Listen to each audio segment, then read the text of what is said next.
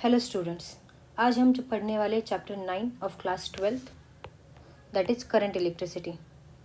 अब ये जो चैप्टर करंट इलेक्ट्रिसिटी है, इस चैप्टर में हमें कुछ कॉम्प्लिकेटेड जो सर्किट्स है वो उससे स्टडी करना है, राइट। लेकिन ये कॉम्प्लिकेटेड सर्किट्स पढ़ने के लिए हमने सबसे पहले क्लास 11th में क्या पढ़ा था? We have study this registers अगर सीरीज़ कॉम्बिनेशन में कनेक्टेड हो या फिर रजिस्टर्स अगर पैरेलल कॉम्बिनेशन में कनेक्टेड हो। इस केस में इक्विवेलेंट रेजिस्टेंस क्या आ रहा था वो हमने क्लास 11th में फाइंड किया था, right. If resistors are in series combination और in parallel combination, if they are connected, so what will be the equivalent resistance that we have studied in class 11th? Now in this 12th class we have to study complicated circuits, how to find the equivalent resistance or the total current flowing through such complicated circuits. अब ये जो complicated circuits है इन्हें solve करने के लिए कुछ rules बनाए गए। ओके, तो ये किरचॉफ्स लॉज इलेक्ट्रिकल नेटवर्क के लिए हमें कैसे अप्लाई करने हैं ये पढ़ना है। लेकिन ये जो इलेक्ट्रिकल नेटवर्क है उसे समझने के लिए हमें 3 टर्म्स समझना ज़रूरी है। First is junction, second is loop and third is branch, right. Now let's understood what is mean by junction in physics language, right. अब यहाँ पे अगर हम एग्जाम्पल देखें, ये जो ट्रेन का एग्जाम्पल दिया है, ये जो इमेज दी है ट्रेन ट्रैक की, राइट। अगर यहाँ पे इस इमेज में देखें तो बहुत सारे ट्रैक्स हैं। फॉर एग्जाम्पल मैंने अगर कोई एक स्टेशन कंसिडर किया तो बहुत सारे डायरेक्शन से ट्रेन्स एक स्टेशन पे आके रुक रही है, या फिर उसी एक स्टेशन से ट्रेन्स बहुत सारे अलग अलग डायरेक्शंस में जा रहे हैं, राइट। अगर इस डायग्राम में देखें तो यहाँ पे बहुत सारे ट्रेन के ट्रैक्स है, रेलवे ट्रैक्स है, which are coming at one station, which are going from one station, right. If I am looking at this image, what we are observing कि एक सिंगल पॉइंट है और यहाँ से ऐसे 3 पाथ्स आर गोइंग आउटवर्ड, मतलब यहाँ से एक सिंगल पॉइंट से हमें 3 पाथ बाहर जाते हुए दिख रहे हैं, right. So from this image what we have to understand what is mean by junction. So let's look at the definition given. Any point in an electric circuit where 2 or more conductors are joined together is a junction. Electric circuit में ऐसे कोई भी point जहाँ पे 2 और 2 से भी ज़्यादा कंडक्टर्स ज्वाइन किए गए, उस पॉइंट को हम क्या बोलेंगे? जंक्शन बोलेंगे, राइट। ये हमें तो समझ में आया कि रेलवे का एग्जांपल दिया या फिर ये एरोस का एग्जांपल दिया है, लेकिन सर्किट डायग्राम में जंक्शन कौन सा पॉइंट हो सकता है वो हम समझते हैं। अब ये जो सर्किट डायग्राम दिया है वो आपके बुक में दिया गया है, दैट इज फिगर 9.1, राइट। ये सर्किट डायग्राम थोड़ा सा कॉम्प्लिकेटेड है, ना ही इसमें कुछ हमें जो इजी वाले डायग्राम थे 11th में, सीरीज कॉम्बिनेशन या फिर पैरेलल कॉम्बिनेशन, राइट। तो इसमें हमें अब समझना कि जंक्शन कौन सा पॉइंट है, राइट। फॉर एग्जाम्पल यहाँ पे 2 पॉइंट्स दिए, दैट इज पॉइंट ए, यहाँ पे 2 पॉइंट्स दिए, that is point A and point B. Definition में क्या लिखा है? ऐसा कोई भी पॉइंट कहाँ पे? इलेक्ट्रिक सर्किट में, जहाँ 2 और उससे भी ज़्यादा कंडक्टर्स एक साथ आके मिल रहे हैं। अगर इस डायग्राम में देखें तो पॉइंट ए के यहाँ पे क्या है? दिस फर्स्ट रजिस्टर, और क्या है? दूसरा कंडक्टर है, राइट। मतलब यहाँ पे कॉपर वायर कनेक्टेड है, और तीसरा ये जो रजिस्टर दिया है, मतलब यहाँ पे 3 कॉपर वायर्स या फिर कंडक्टर्स या फिर रजिस्टर्स एक साथ आके एक पॉइंट पे मिल रहे हैं, तो उस पॉइंट को हम क्या बोलेंगे? Junction, right. और दूसरा पॉइंट इस डायग्राम में कौन सा दिया है? That is point B. इस केस में कितने कंडक्टर्स है? सेम 3 वायर्स या फिर 3 conductors, this first wire, this second wire और ये थर्ड वायर, ये तीनों भी कंडक्टर्स एक पॉइंट पे आके मिल रहे हैं। तो इस डायग्राम में ऐसे कितने पॉइंट्स हैं, कितने जंक्शन है? This is junction A and junction B. यहाँ पे क्या हो रहा है? यहाँ पे 2 और 2 से भी ज़्यादा पॉइंट्स एक साथ आके मिल रहे हैं, दिस इज जंक्शन ए। यहाँ पे क्या हो रहा था? 3 कंडक्टर आके मिल रहे हैं। जंक्शन बी, यहाँ पे क्या हो रहा है? ये this first conductor, second conductor and third conductor, ये 3 कंडक्टर्स आके मिल रहे हैं, right. They are joint together, so this point will be called as junction, right. तो ये जंक्शन वर्ड है वो इलेक्ट्रिक नेटवर्क को हमें समझने के लिए बहुत इंपॉर्टेंट है। अब इसमें दूसरा किरचॉफ्स लॉ में समझने के लिए दूसरा वर्ड है, दैट इज लूप। लूप मतलब क्या? लूप मतलब क्या? ऐसा कोई तो एक ऐसा शेप है जो एक पॉइंट पे स्टार्ट होके उसी पॉइंट पे एंड हो रहा है, राइट। If I am drawing any arbitrary path where this point A is starting point, और ये पाथ स्टार्ट होके अलग अलग डायरेक्शन में जाके फिर से उसी पॉइंट पे एंड हो रहा है. So this will be called as a loop where it is close path. क्या यहाँ पे कोई पाथ ओपन हो रहा है क्या? नहीं, जहाँ से स्टार्ट हुआ और वही उसी पॉइंट पे क्लोज हो रहा है. So what is the definition given for loop? ऐसा any close conducting path, right, ऐसा कोई भी close conducting path in an electric network is called as loop और मेश, राइट. ये तो हमें समझ में आया कि close conducting path which is not opening at any point, right. जैसे हमने पॉइंट ए कंसिडर किया जहाँ पे स्टार्टिंग पॉइंट और एंड पॉइंट सेम ही है, राइट. लेकिन इलेक्ट्रिक नेटवर्क में हम ये लूप कैसे कंसिडर करेंगे? How we will understand this loop, right. For example ये जो सर्किट डायग्राम दिया है, इस केस में हम दो लूप कंसिडर कर सकते हैं. कैसे? जैसे हमें ये पता है कि ये बैटरी का सिंबल है, राइट. करंट पॉजिटिव टर्मिनल से स्टार्ट होता है, आ जाके कहीं से भी घूम के वो नेगेटिव टर्मिनल के यहाँ पे ही ख़त्म होता है, राइट. तो इस सर्किट डायग्राम में if I am looking at this battery first battery, यहाँ पे करंट पॉजिटिव टर्मिनल से स्टार्ट हुआ, it flows throughout the circuit and ended at negative terminal. मतलब I can consider this as a whole loop, जो जहाँ से start हो रहा है वहीं पे एंड हो रहा है. So this will be the first loop. Second loop हम कौन सा देख सकते हैं? ये वाला एप्सिलॉन 2 का. यहाँ पे करंट स्टार्ट हुआ, it flows through the circuit and it ended at negative terminal. मतलब ये अपना सेकेंड लूप हुआ, राइट. और कौन सा कंसिडर कर सकते? अब जहाँ यहाँ देखा जाए तो यहाँ पे भी पॉजिटिव और नेगेटिव बैटरी है, मतलब through this also we can consider third loop, right. So what is mean by loop? Any close conducting path in an electric network that will be called as a loop, right. Now the third term for Kirchhoff's law is branch. Branch ये word सुनने के बाद हमें एक तो basic imagine होता है image, that is branches of a tree, that is branches of tree, right. अब यही सिमिलर कॉन्सेप्ट हमें यूज करना है फिजिक्स में. ब्रांचेस मतलब एक पाथ से बहुत सारे अलग अलग पाथ बन रहे, राइट. एक मेन स्टेम है, यहाँ से दूसरा ब्रांच बना, इस ब्रांच के भी और अलग ब्रांचेस बने, राइट. तो यही सेम कॉन्सेप्ट यहाँ पे हमें सर्किट डायग्राम में यूज़ करना है, राइट. अब इस सर्किट डायग्राम में ब्रांच हम किसे बोल सकते हैं वो हमें ढूंढना है, लेकिन उसके पहले let's look at the definition. A branch is any part of the network that lies between two junctions. Branch एक ऐसा कोई पार्ट है इलेक्ट्रिक नेटवर्क का जो दो जंक्शन के बीच में है. अब यहाँ तो सबसे पहले हमने एक डेफिनेशन पढ़ा था, what is mean by junction, where two or more conducting paths and meeting at one point, right. तो इस सर्किट डायग्राम में जंक्शन कौन सा है? दिस पॉइंट ए एक जंक्शन है और ये पॉइंट बी दूसरा जंक्शन है. तो अब यहाँ पे हमें देखना है कि ब्रांच कौन सा है. Branch is any part of network that lies between two junctions. अब यहाँ पे एक जंक्शन और ये दूसरा जंक्शन, तो इसके बीच में ऐसा कोई भी पार्ट इस नेटवर्क का दो जंक्शन के बीच में आएगा, उसे हम क्या बोलेंगे? ब्रांच. अब यहाँ पे तो इस डायग्राम में लिखा है first branch, second branch, third branch, right. जैसे कि from point A we are going through this direction, this will be considered as one branch which is lying between the two junctions, right.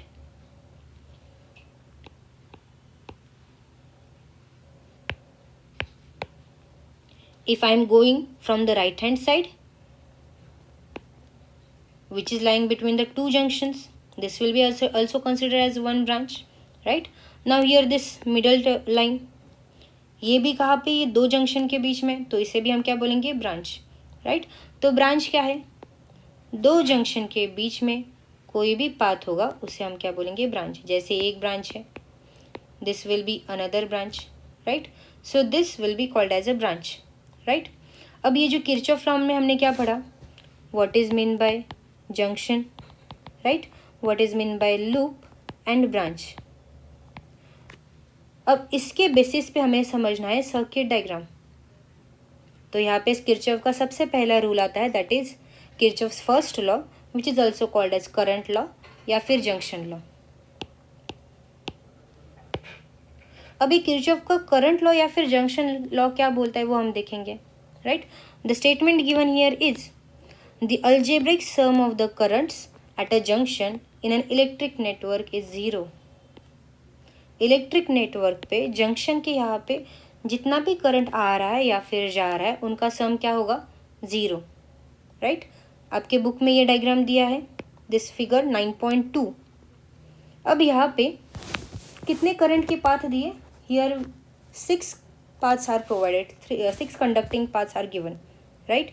For example, if I try to draw it here, this is junction, right? 6 paths are here.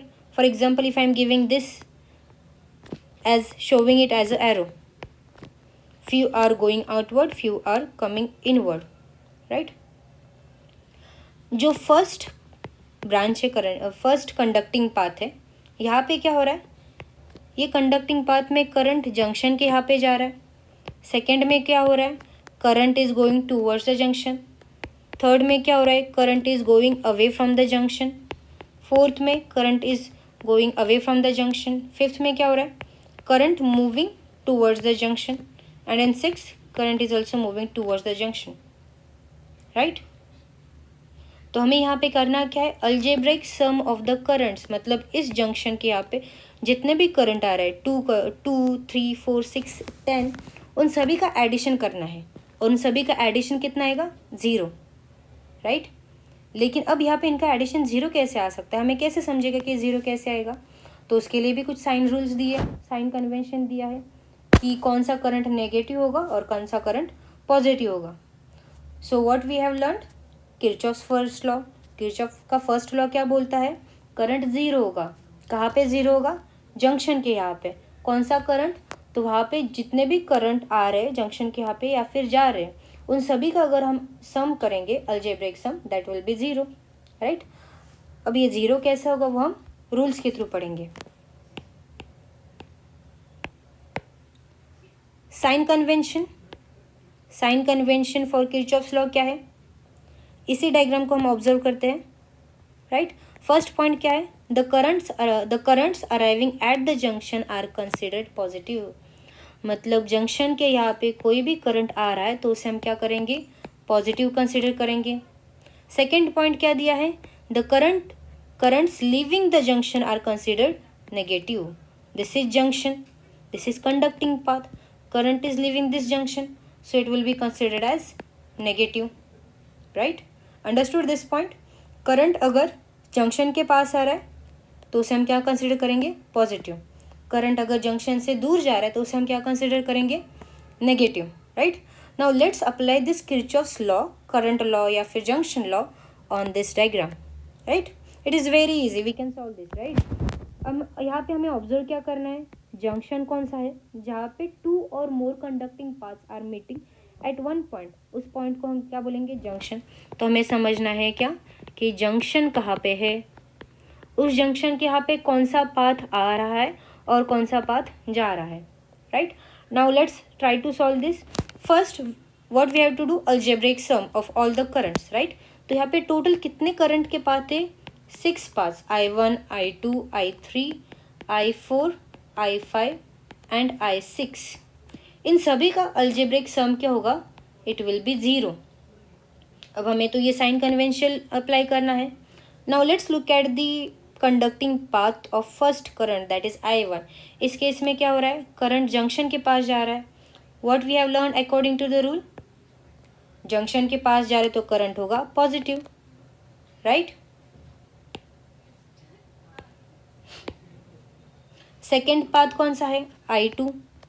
यहाँ पे क्या हो रहा है, junction से current दूर जा रहा है, मतलब ये अपना rule, second rule, according to it will be negative. Third conducting path, current is flowing towards the junction, therefore it will be positive. Fourth conducting path, current flowing towards the junction, therefore it will be positive. Fifth conducting path में क्या दिया है, current junction से दूर जा रहा है, current leaving the junction, उसे हम क्या कंसिडर करेंगे, एज नेगेटिव। और ये जो 6 कंडक्टिंग पाथ, यहाँ पे भी क्या दिया है, current moving away from the junction, it is leaving the junction, तो it will be negative, right. मतलब यहाँ पे क्या दिया है, I1 minus I2 plus I3 plus I4 -I5 -I6, इन सभी का अलजेब्रिक सम क्या होगा? 0, राइट। अब ये 0 कैसे हो सकता है वो हम समझते हैं।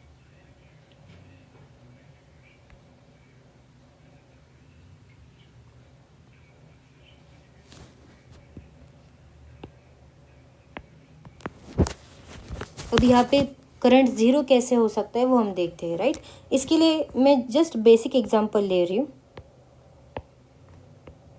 फॉर एग्जांपल यहाँ पे हम एक जंक्शन कंसिडर कर रहे हैं और यहाँ पे सिर्फ 4 कंडक्टिंग पाथ है। इसमें से first path is coming toward the junction, second path moving away from the junction, third path moving away from the junction and fourth path conducting path moving towards the junction. Let's try to apply this Kirchhoff's current law. Algebraic sum of all the currents is 0. Let's add all the currents I1, I2, I3 and I4. Right?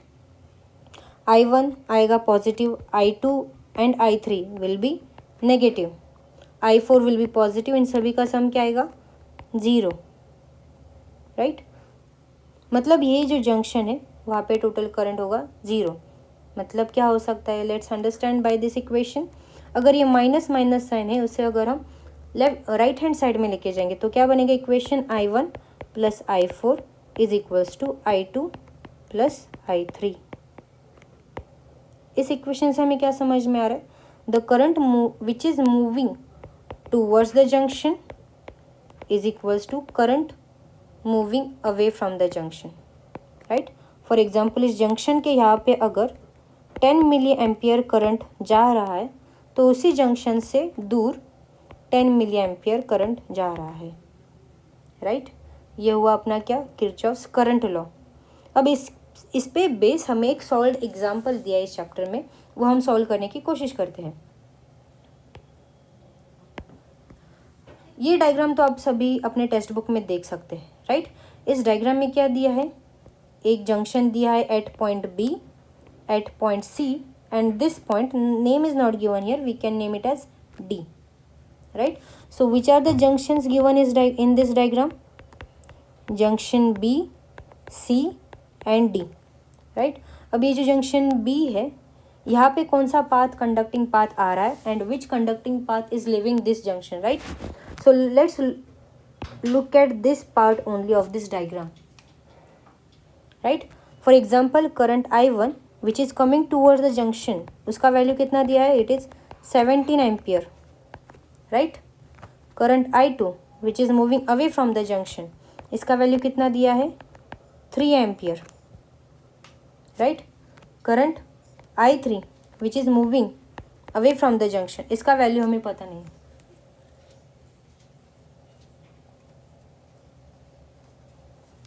So what we have to do? We have to find the value of I3, what it will be, right? What we have learned through the rule? The sum of currents, algebraic sum of current at junction is always 0. So what we have to do? Add all the currents I1, I2, I3. This will be equals to 0. Sum of algebraic sum is 0. I1 current which is moving towards the junction, it is positive. I2 current moving away from the junction is negative. I3 current moving away from the junction, right? It is also negative. तो यहाँ से हम क्या कर सकते हैं? Negative science जो भी होंगे उन्हें किस साइड लेके जाना है? राइट हैंड साइड में। लेकिन हमें इसमें कौन सा वैल्यू पता है? ओनली I1 एंड I2 का वैल्यू पता है, I3 का तो वैल्यू पता ही नहीं और वो हमें फाइंड करना है। तो कैसे फाइंड करेंगे? I1 का वैल्यू कितना है? 17 एम्पियर माइनस I2 का वैल्यू कितना है? 3 एम्पियर। I3 का वैल्यू हम राइट हैंड साइड में ले सकते हैं, right. So this I3 will be 17 minus 3, it will be 14 ampere, right? This unit is important, नहीं तो हमें समझ में नहीं आएगा कि ये कौन सा क्वांटिटी है, राइट। तो I3 का वैल्यू कितना आया? I3 का वैल्यू आया है 14 एम्पियर, राइट। अब यहाँ पे दूसरा कंडक्टिंग पाथ कौन सा दिया है? पॉइंट सी के यहाँ पे I3, I4 and I5, right. Now let's draw this again. This is junction C, यहाँ पे I3 करंट आ रहा है जिसका वैल्यू हमने अभी फाइंड किया है, दिस वैल्यू, ये कितना है? 14 एम्पियर, राइट। इस जंक्शन से I4 conducting path leaving the junction, इसका वैल्यू कितना दिया है as 2 ampere. Conducting path I5 right, current I5, इसका वैल्यू कितना दिया है वो हमें करना है find. Same equation, same method we have to do, junction law apply करना है। इसमें क्या करना है, सारे करंट्स का एडिशन करना है right. So let's add it, I3 I4 I5, इन सभी का सम क्या होगा 0, लेकिन according to the sign convention we have to use those rules right. So current I3 moving towards the junction it is positive, current I4 leaving the junction it is negative, current I5 leaving the junction it is negative right। लेकिन इसमें से हमें कौन से values पता है, I3 का value पता है और I4 का वैल्यू पता है right. So let's put those values. I3 का वैल्यू कितना दिया है 14 एम्पियर, I4 का वैल्यू कितना दिया है 2 एम्पियर, I5 का वैल्यू हमें फाइंड करना है। So we can shift it to the right hand side, that is I5 का वैल्यू कितना आएगा। So this I5 fifth conducting path में से कितना करंट जा रहा है, it is 12 ampere. I hope ये इजी सम है, आप सभी को समझ में आया होगा राइट। इस क्वेश्चंस की जितने प्रैक्टिस करेंगे it will be beneficial for you. अब यहाँ पे और एक थोड़ा, अब तक तो हमने सीधे पाथ देखे, ये 2 examples, this third part is quite different. यहाँ पे क्या हुआ है, ये दिखने में थोड़ा अजीब सा डिफ़िकल्ट है राइट। वन जंक्शन, इसे हम नाम दिया एज जंक्शन डी। यहाँ पे कौन सा करंट आ रहा है, current I5 coming towards the junction. यहाँ से कौन सा करंट जा रहा है, current I6 and I7। Kirchhoff's law, sum algebraic sum of all currents at junction is 0 right। So let's add those currents, I5 I6 I7, algebraic sum of all these currents is 0। we have to use the sign convention. What sign convention says, current towards the junction is positive, current leaving the junction is negative. We know the value of I5 that we have find now, that is 12 ampere.